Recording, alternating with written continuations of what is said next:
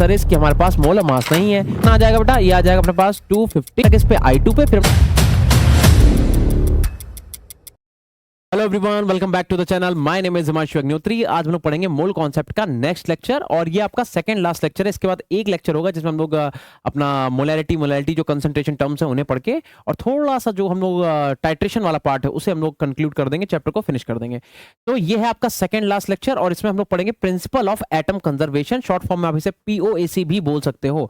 भैया देखो, हम लोगों ने कंजर्वेशन ऑफ मास वगैरह तो पढ़ रखा है कि रिएक्टेंट का और प्रोडक्ट का total mass of reactant will equal to the total mass of product. Last हम लोगों ने जब मास एनालिसिस करा था तो वहां पे आपको मैंने दिखाया भी था कि कैसे किसी भी रिएक्शन में जो रिएक्टेंट का टोटल मास है वो प्रोडक्ट के टोटल मास के इक्वल ही होता है।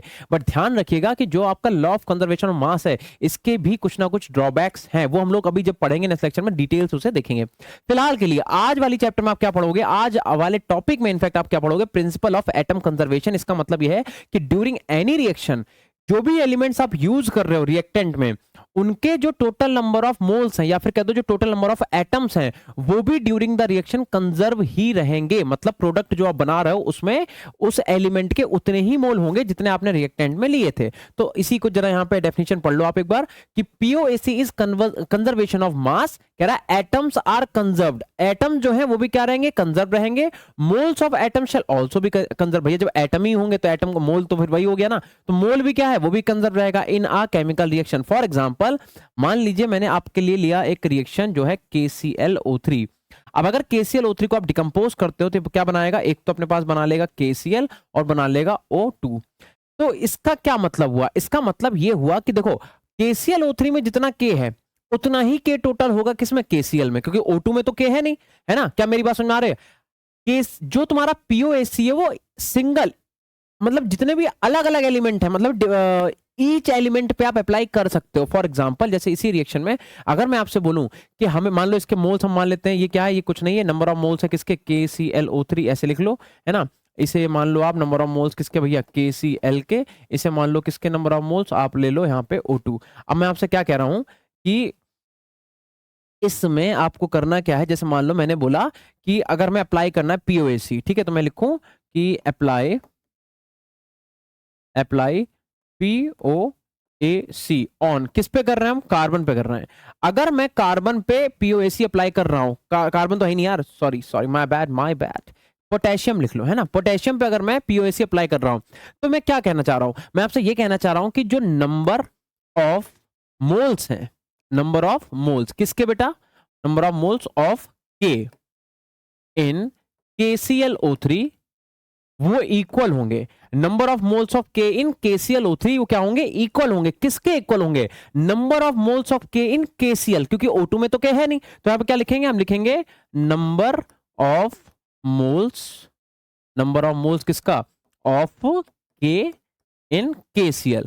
क्या मेरी बात समझ में आ रही है? अगर इसके नंबर ऑफ मोल्स को हम बोलते हैं कि नंबर ऑफ मोल्स क्या है, इसका मतलब KClO3 के इक्वल होंगे किसके, number of moles of KCl के। लेकिन यहां पे आपको बस ध्यान क्या रखना पड़ेगा कि इसके अंदर कितने नंबर ऑफ एटम पोटेशियम के हैं, एक है क्योंकि, तो आप यहां पे मल्टीप्लाई बाय 1 करोगे। सिमिलरली यहां भी क्या है, एक ही पोटेशियम है तो मल्टीप्लाई बाय 1 करोगे। इसी चीज को हम लोग क्या बोलते हैं, POAC, ठीक है ना, प्रिंसिपल ऑफ एटम कंजर्वेशन। इसे थोड़ा और अच्छे से समझने के लिए इसे थोड़ा सा छोटा करते हैं हम लोग, इतना छोटा सही रहेगा, है ना, आपको दिखेगा।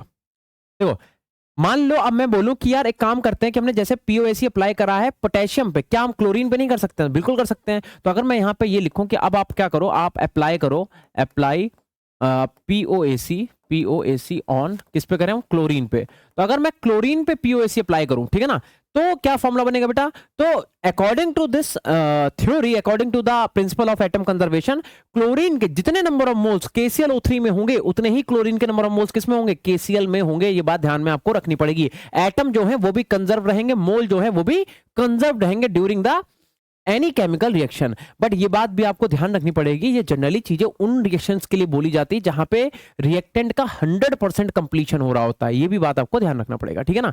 अच्छा, अगर मैं इसमें अप्लाई करूं तो मैं क्या लिखूंगा, तो मैं लिखूंगा कि भाई यहां पे नंबर ऑफ मोल्स जो है, नंबर ऑफ मोल्स किसके बेटा, या मैं डायरेक्ट लिखूं चलेगा क्या, अगर मैं इस बात को डायरेक्ट लिखूं क्या कि number of moles of KClO3 जो है वो इक्वल होंगे किसके, number of moles of KCl के। आप कहोगे तो सेम बात है, सेम नहीं है, ये हमने Cl पे अप्लाई करा है। दैट मीन आपको ये देखना पड़ेगा कि यहाँ पे Cl के कितने एटम, यहाँ पे Cl का एक एटम है तो इनटू में 1 करोगे, यहाँ पे Cl का एक एटम है तो इनटू में भी क्या करोगे, 1 ही करोगे। क्या मेरी बात समझ में आ गई? सिमिलरली जो काम आपने पोटेशियम और Cl के लिए करा है, यही काम आप कर सकते हो किसके लिए, ऑक्सीजन के लिए। तो अगर मैं यहां पे लिख दूं कि लास्ट हमारे पास रह गया है कि अप्लाई करो, क्या अप्लाई करोगे आप लिखो अप्लाई POAC ऑन, किस पे करना है इस बार हम लोगों को, ऑक्सीजन। अब हम क्या कर रहे हैं, अब हम POAC को ऑक्सीजन के ऊपर अप्लाई करेंगे। तो अकॉर्डिंग टू दिस थ्योरी क्या होना चाहिए कि number of moles of KClO3 equal होंगे number of moles of O2 के। इससे भी थोड़ा डिटेल से समझो, इसे आप ऐसे बोलो कि number of moles of oxygen in KClO3 will equal to the number of moles of oxygen in O2, है ना। और अगर मैं इसे ना लिख के डायरेक्ट लिखूं फॉर्मूला, या लिख दूं, चलो लिख देते हैं। इसका मतलब क्या हुआ कि नंबर ऑफ मोल्स किसके, ऑफ ऑक्सीजन इन KClO3 ये इक्वल होगा किसके, इक्वल होगा नंबर ऑफ मोल्स, है ना, number of moles of oxygen और कहां, इन O2। क्या मेरी बात समझ में आ रही है कि भैया ऑक्सीजन के मोल्स जितने KClO3 में उतने ही इक्वल होंगे किसके, ऑक्सीजन के मोल्स इन O2 में, ठीक। और इसी को जब आप फॉर्मूले में लिखोगे तो आप क्या लिखोगे कि number of moles of KClO3 is equal to number of moles of O2, है ना, O2। बट अब क्योंकि आप ऑक्सीजन पे अप्लाई कर रहे हो तो ऑक्सीजन बेटा यहाँ पे कितना प्रेजेंट है, 3, तो यहाँ पे मल्टीप्लाई बाय क्या आ जाएगा, 3, और यहाँ पे कितने प्रेजेंट है, 2, तो मल्टीप्लाई बाय क्या आ जाएगा, 2। इस बात को आपको खासा ध्यान में रखना पड़ेगा, ठीक है। इसी फिनोमिना को, इसी थ्योरी को हम लोग क्या बोलते हैं, principal of atom conservation. I hope आपको ये बात समझ में आ गई होगी। अगर आ गई तो एक बार इसका प्यारा सा स्क्रीनशॉट लो बेटा। चलो, क्या इसका स्क्रीनशॉट ले लिया? अब देखो, अगर तुम लोगों को थोड़ा बहुत कंफ्यूजन हो भी रहा है कि तो रुक जाओ, थोड़ी देर रुको तो यार, ये नोट करो, और नोट करने के बाद इसके कुछ क्वेश्चंस करते हैं तो सारा आइडिया लग जाएगा कि किस टाइप के क्वेश्चंस से हमें डील करना पड़ेगा जब हम लोग बात करेंगे किसकी, प्रिंसिपल ऑफ एटम कंजर्वेशन की। तो अगर स्क्रीनशॉट नहीं लिया तो एक बार और हट जाता हूं, ले लो स्क्रीनशॉट। अब हम लोग देखेंगे इसके क्वेश्चंस। देखो भाई, क्या दे रखा है, हमसे कह रहा है कि 27.6 ग्राम K2CO3 was treated by a series of reagents। उन्होंने नहीं बोला कौन से रिएजेंट, उन्होंने कहा कि series of reagents, okay, so as to convert all its carbon to this। मतलब ये कह रहे हैं कि K2CO3 जो है आपका, ये लिख दो यहाँ पे, जो हमारा K2CO3 है, इसकी रिएक्शन कई सारे रिएजेंट से कराई गई, वो हमें नहीं पता है, और इसमें जितना भी कार्बन था उस सारे कार्बन को कन्वर्ट कर दिया गया किसमें, इस वाले प्रोडक्ट के कार्बन में, यानी कि ये हो गया K2ZN3 और ये प्रोडक्ट बन गया आपका, है ना। जो भी कार्बन रिएजेंट में यूज होगा उससे हमारा ये फाइनल कंपाउंड बन गया। अच्छा, कह रहा है calculate the weight of the product, मतलब ये जो प्रोडक्ट बनाया आपने इसका वेट कितना होगा, इसका मास कितना होगा, ये हमें क्वेश्चन में पूछा जा रहा है। क्वेश्चन को पढ़ के उसका मीनिंग निकालना अगर आप सीख गए बेटा तो बस ये चुटकियों में लगेगा। कैलकुलेशन तुम्हें आती है यार, तुम 12th क्लास के बच्चे हो, है ना। 11-12 के बच्चों के लिए कैलकुलेशन कोई बड़ी बात नहीं है, बस आपको थोड़ी सी प्रैक्टिस, थोड़े से लॉग एंटी लॉग, थोड़ी सी कैलकुलेशन और इंटीग्रेशन डिफरेंशिएशन के 2-4 फॉर्मूले, इससे ऊपर जरूरत नहीं होती फिलहाल के लिए। अगर इतना कर लिया तो आप बताओ, समझाएं क्वेश्चन को। तो हमसे ये कह रहा है कि भैया K2CO3 की इतने ग्राम K2CO3, कितने ग्राम, 27.6 ग्राम K2CO3 की रिएक्शन कराई गई, कितना, बहुत सारे रिएजेंट से, और इसे इसके अंदर जितना कार्बन था उससे पूरे प्रोडक्ट में ये कन्वर्ट कर दिया गया। अब हमें पूछा गया कि ये जो प्रोडक्ट बना इसका वेट बताओ कितना होगा। तो कोई बात नहीं है, हम क्या करेंगे, हम अप्लाई करेंगे, क्या करेंगे, अप्लाई, क्या करेंगे, POAC। तो मैं लिख रहा हूं अप्लाई POAC ऑन कार्बन, क्योंकि कार्बन के लिए कह रहा है तो हम कार्बन पे ही अप्लाई करेंगे, है ना। चलो बेटा, तो क्या लिखेंगे हम लिखेंगे number of moles of K2CO3, और यहाँ पे कार्बन कितना प्रेजेंट है बेटा, 1 प्रेजेंट है, तो इंटू 1 करना मत भूलना बिल्कुल भी। अब कहोगे 1 से क्या ही फर्क पड़ेगा, अरे 1 से फर्क नहीं पड़ेगा, लेकिन कुछ और होता तब तो भूल जाते ना। चलो, अब यहाँ पे क्या लिखेंगे, यहाँ पे लिखेंगे नंबर ऑफ मोल्स किसके बेटा, ये इक्वल होंगे K2, Zn कितने हो गए 3, और अपने पास आ गया Fe, इधर आ गया Cn, इधर आ गया 6, और इसका बेटा होल ट्वाइस।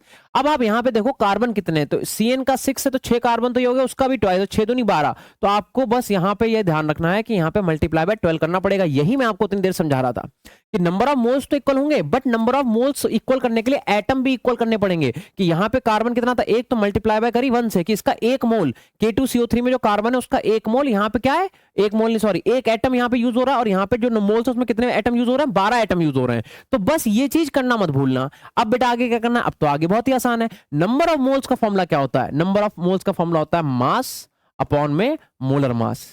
मास अपॉन में मोलर मास। क्या हमारे पास मोलर मास है? तो आंसर इज कि हमारे पास मोलर मास नहीं है। तो एक काम करते हैं, इन दोनों का मोलर मास निकाल लेते हैं बेटा। और मोलर मास निकालना आपके लिए कोई बहुत बड़ी बात नहीं है। देखो इधर पोटेशियम का कितना होता है 39, कितने पोटेशियम है 2, प्लस कार्बन का 12, ऑक्सीजन का 16, इंटू में कितना आ जाएगा 30, 16 3 48, 48 12 60, 60 और ये कितना हो गया 39 दूनी कितना हो गया बेटा 80, 79, देख लेना जितना भी हुआ है ना, जो भी हुआ। इसे जब आप जोड़ोगे तो आ जाएगा 138 ग्राम के आसपास। ऐसे ही जब आप इस पूरे कंपाउंड का मोलर मास निकालोगे, मोलर मास, ठीक है ना, तो वो निकल के आएगा 698 के आसपास, ठीक है, ग्राम में ऑब्वियसली।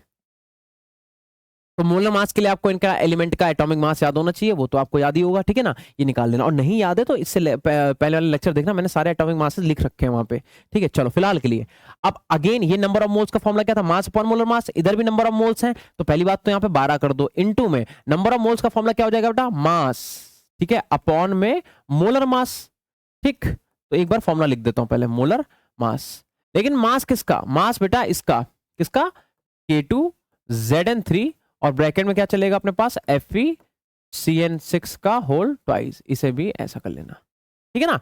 सिमिलरली यहां पे भी मोलर मास किसका, इसी का। अच्छा, हमें यही मास कैलकुलेट करना है, बाकी सारी बातें हमें दे रखी। क्वेश्चन में इस वाली मास की वैल्यू दे रखी तुम्हें 27.6 ग्राम, तो वैल्यू पुट करो तो ये हो जाएगा बेटा 27.26 लिख दिया मैंने, है ना, 27.6 ग्राम अपॉन में मोलर मास कितना था बेटा 138, तो आ जाएगा 138, ये पॉइंट है, ध्यान रखना। अच्छा जी, ठीक है। अच्छा, इज इक्वल टू यहां पे चलेगा 12 इंटू में मास, और जब मास बोलूं तो ये पूरा लिखने की जरूरत नहीं, इसी की मास की बात हो रही है, अपॉन में इसका मोलर मास कितना निकाला था बेटा हम लोगों ने 698। इसे हमें सॉल्व करना है बेटा। देखो 138 दूनी 276 होता है, तो 0.2 आ गया, ठीक है। अब अगर हम यहां से मास कैलकुलेट करें तो मास इज इक्वल टू कितना आ जाएगा, मास इज इक्वल टू आ जाएगा 0.2 इंटू में 698 एंड डिवाइडेड बाय कितना आ जाएगा बेटा, ये आ जाएगा 12, ठीक है। पॉइंट हटा के यहां पे एक जीरो बढ़ा लेना और यहां से 6 से उड़ा देना इसे, ठीक। अब इसे जब काट लोगे तो कितना, 6 1 जा 6, 6 2 जा 100, कितना आया 11.6 ग्राम के आसपास इसका आंसर आएगा, ठीक है। एक बार आप लोग भी चेक कर लेना कैलकुलेट करके, इसे आप एक बार देख लेना। अरे भाई चल जाए यार, ये हमारा फाइनल आंसर होने वाला है, ठीक है ना, 11.6 ग्राम, ठीक है। इस क्वेश्चन को जल्दी से एक बार देखो, स्क्रीनशॉट लो इसका, फिर आगे चले।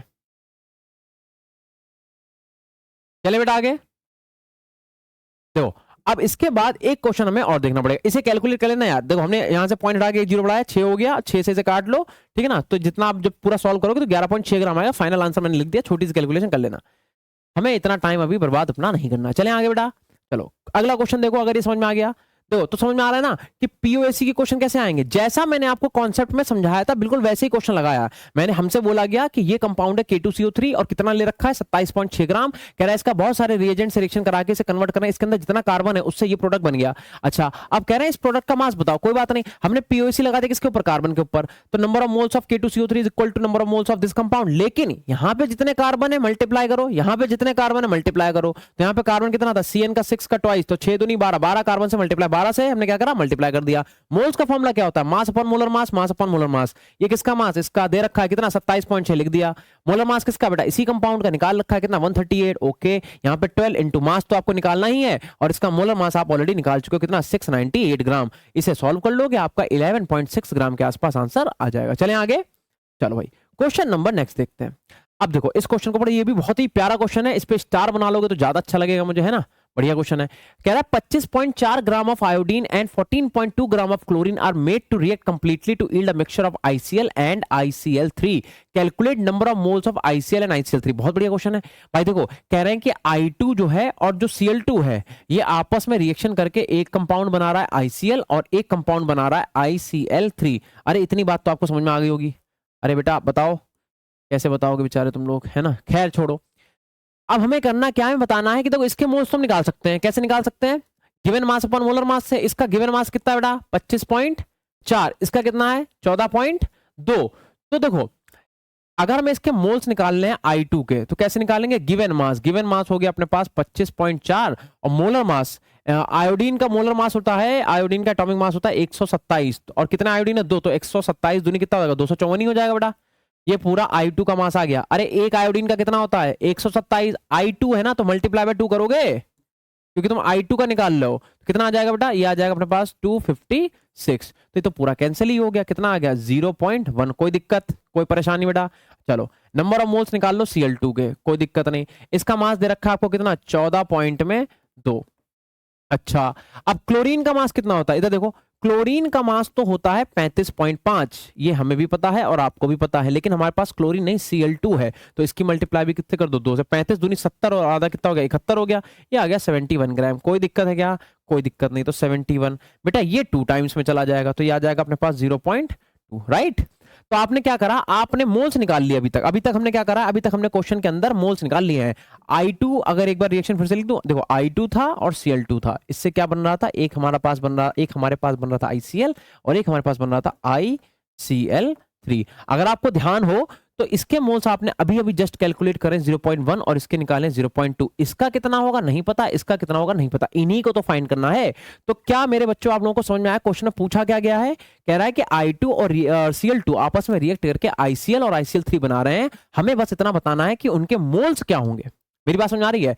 अच्छा तो हमें क्या करना पड़ेगा, हमें इसमें भी बेटा पीओएसी अप्लाई करना पड़ेगा। हम 2 बार पीओएसी अप्लाई करेंगे, एक बार I2 पे और एक बार Cl2 पे। तो सबसे पहला पॉइंट क्या करेंगे, पहला केस जो है फर्स्ट केस, वो हम क्या करेंगे इसमें अप्लाई करेंगे, अप्लाई अप्लाई अभी नोट कर लेना, हट जाएंगे सामने से, ठीक है ना। अप्लाई पीओएसी ऑन ऑन किस पे बेटा I2 पे, ठीक है। तो पहले I2 पे कर लेते हैं क्योंकि पहले I2 ही दे रखा है। तो आप क्या लिखो, आप लिखोगे number of moles of I2। अच्छा I2 में आयोडीन के कितने एटम प्रेजेंट है, प्रिंसिपल ऑफ एटम कंजर्वेशन पढ़ रहा हो, प्रिंसिपल ऑफ मॉलिक्यूल कंजर्वेशन नहीं पढ़ रहा हो, क्या मेरी बात समझ में आ रही है। तो क्योंकि I2 में आयोडीन के 2 एटम है तो मल्टीप्लाई बाय 2 मत करना भूलना बेटा, ठीक है। अच्छा अब ये किसके इक्वल होगा, ये इक्वल होगा number of moles of ICl, क्योंकि इसके अंदर भी आयोडीन है और यहाँ पे आयोडीन 1 है तो मल्टीप्लाई 1 करे तो लिखो चाहे ना लिखो, या लिख लो यार, चलो क्या याद रखोगे तुम भी, plus number of moles of ICl3। और ICl3 में भी कितना आयोडीन है, 1 ही है तो मल्टीप्लाई करके लिख दिया, चाहो तो मत लिखो यार, क्या फर्क पड़ता है। अच्छा और number of moles of I2 तुम निकाल चुके हो, इधर देखो number of moles of I2 तुम निकाल चुके हो, कितना है ये अभी हमने निकाला 0.1 इनटू में 2, तो डायरेक्ट लिख दूं क्या, अरे इसे डायरेक्ट 0.2 लिख दे रहा हूं, ठीक है ना। ये कितना आ गया अपने पास 0.2 is equal to number of moles of ICl और प्लस का क्या आ जाएगा number of moles of ICl3। इसे हम लोग मान लेते हैं पहली इक्वेशन। कोई समस्या कोई दिक्कत बेटा जल्दी बता दो। चलो अब सेकेंडली हम क्या करेंगे, सेकेंडली हम लोग बेटा अप्लाई कर, सेकेंडली जैसा कोई शब्द नहीं होता, सेकेंड और फर्स्ट होता है ना, ये अंग्रेजी में बोल देते हैं फर्स्टली सेकेंडली, कोई बात नहीं क्षमा करना बेटा। अप्लाई पीओएसी, अब हम किस पे पीओएसी अप्लाई करेंगे बेटा Cl2 पे। तो जब तुम Cl2 पे पीओएसी लगाओगे बिल्कुल इसी की तरह लगा लो, तो नंबर ऑफ मोल्स क्या लिखोगे बेटा Cl2 के। सुन लो फिर से, हम लोग क्या पढ़ रहे हैं, principal of atom conservation, principle of molecule conservation नहीं पढ़ रहे हो तुम। तो Cl2 मॉलिक्यूल में कितने एटम है Cl के, 2, तो इनटू में क्या करना है 2, बस ये आपको ध्यान रखना पड़ेगा। और अगेन ये किसके इक्वल होगा, number of moles of ICl, और यहाँ पे Cl कितना है 1 तो इनटू में 1 कर लो, plus number of moles of ICl3, कितने Cl है यहाँ पे 3 से, कोई दिक्कत नहीं। अच्छा Cl2 के भी मोल्स आप निकाल चुके हैं, कितने हैं बेटा 0.2, तो 0.2 की मल्टीप्लाई 2 से कर देंगे तो कितना आ जाएगा 0.4 आ जाएगा। और यहाँ पे क्या आ जाएगा number of moles of ICl और प्लस 3 से मल्टीप्लाई करो 3 नंबर ऑफ मोल्स ऑफ, यहाँ पे आ जाएगा ICl3। इसे मान लेते हैं इक्वेशन नंबर 2। क्या मेरी बात समझ में आ रही है बेटा, है ना। अब हमें जरूरत है इस क्वेश्चन को थोड़ा सा छोटा करने की, तो यहां तक का चाहो तो एक बार स्क्रीनशॉट ले लो, है ना, बाद में कहोगे सर आप हटे नहीं थे। और इसे थोड़ा सा हम यहाँ पे ले आते हैं, इतने में अपना काम बन जाएगा, ठीक है ना। तुम लोगों को दिखना भी चाहिए, दिखेगा कैमरा हमारा अच्छा है, ठीक है। अब देखो बेटा इतना कर लिया, अब हमें क्या करना था, हमने एक इक्वेशन बनाई, पहले हमने पीओसी अप्लाई करा किस पे I2 पे, फिर हमने पीओसी अप्लाई करा किस पे Cl2 पे। अब बस हमें कुछ नहीं करना है, हम करेंगे क्या, इक्वेशन नंबर सेकंड से इक्वेशन नंबर फर्स्ट को माइनस कर देंगे। ऐसा क्यों कर रहे हैं, क्योंकि बड़ी वैल्यू है छोटी वैल्यू है यार, ये तो बेसिक सी बात है। तो क्या हो जाएगा बेटा 0 पॉइंट ऐसे, अच्छा एक काम को लिख ही लो एक बार, हमने लिखा 0.4 और इज इक्वल टू इधर क्या था number of moles of ICl plus का इधर था 3 नंबर ऑफ मोल्स ऑफ क्या आ जाएगा ICl3। अच्छा 1 वाली इक्वेशन लिखो, क्या था बेटा ये था 0.2 और is equal to number of moles of क्या आ जाएगा अपने पास ICl और plus number of moles of ICl3। बस इतना काम कर पाओगे, थोड़ा सा और जगह चाहिए हमें, थोड़ी सी जगह और चाहिए, बाद में बड़ा कर देंगे क्वेश्चन, डोंट वरी, ठीक है। चलो भाई अब तो क्वेश्चन देखना ही बंद हो गया, तो थोड़ा सा बड़ा कर देते हैं, चलो हमें इतनी जगह में काम बन जाएगा। अरे हो जा भाई,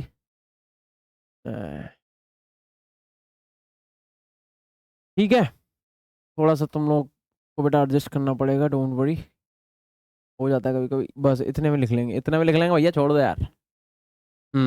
अरे हो जा भैया, ब्लर हुए पड़ा है, हो गया।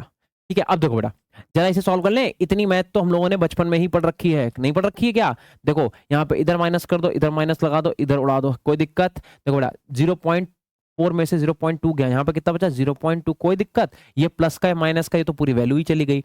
और इधर 3 number of moles of ICl3 यहाँ पे सिर्फ एक है, तो 3 में से एक गया, कितना बचा? 2, क्या आ जाएगा? 2 NiCl3। और इसे जब आप सॉल्व करोगे तो क्या आ जाएगा बेटा? नंबर ऑफ मोल्स ऑफ जो ICl3 आएगा वो कितना आ जाएगा?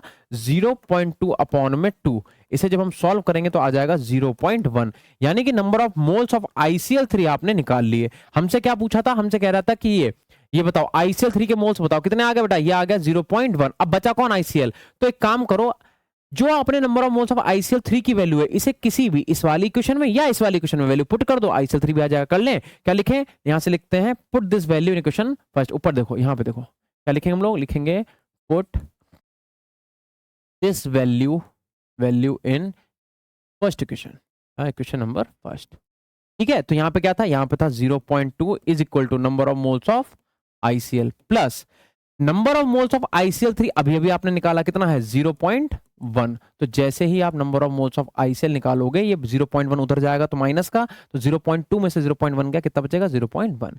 ये हमसे पूछा था और हमने निकाल लिया बहुत ही आसान तरीके से, 0.1। यही हमारा आंसर है, ठीक है ना? यही क्या है हमारा? यही हमारा आंसर है।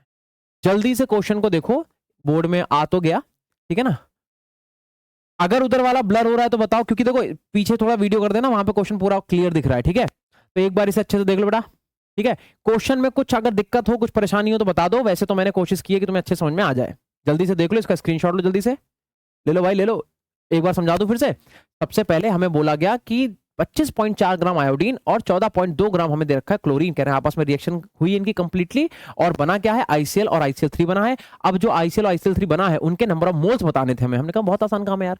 हमने बोला कि भैया देखो I2Cl2 रिएक्शन करके ICl और ICl3 बना रहे हैं, हमने इनके मोल्स निकाल लिए। कैसे निकाल लिए? क्योंकि इनका मास तुम्हें गिवन था, given mass upon molar mass. Molar mass हमें याद होना चाहिए। आयोडीन का एटॉमिक मास होता है कितना बेटा? 127। तो मोलर मास कितना हो जाएगा? इंटू 2 कर दो, तो आ गया 256। 256 से 25.4 काट दे, 0.1 आया, यहाँ पे 0.2 आया। ये दोनों पता थे, ये दोनों नहीं पता थे। हमने क्या करा? POAC अप्लाई करा और सेकंड में से फर्स्ट इक्वेशन को माइनस करके पहले NiCl3 के मोल्स निकाले, मतलब यार नंबर ऑफ मोल्स निकाले ICl3 के, और फिर इस वैल्यू को उठा के चाहे आप इसमें पुट करते, चाहे इसमें, हमारे मोल्स आ जाते किसके? Number of moles of ICl आ जाते। ठीक है, तो यही था बस हमारा POAC। प्रैक्टिकली देखा जाए चैप्टर फिनिश है, लेकिन हाँ कुछ टॉपिक्स हैं जैसे कि आपका कंसंट्रेशन टर्म्स हो गए और जो टाइट्रेशन वाला थोड़ा सा पार्ट है, तो अभी मान के चलो एक वीडियो मैक्सिमम कोशिश करेंगे एक में हो जाए, नहीं तो 2 में निपट जाएगा, ठीक है ना? तो ये लास्ट मान के चलो, इसके बाद बस एक वीडियो और आएगा, कोशिश करेंगे एक में समेट दें, आपका चैप्टर फिनिश हो जाएगा। सो फिलहाल आज की वीडियो में इतना ही। Thank you so much, bye.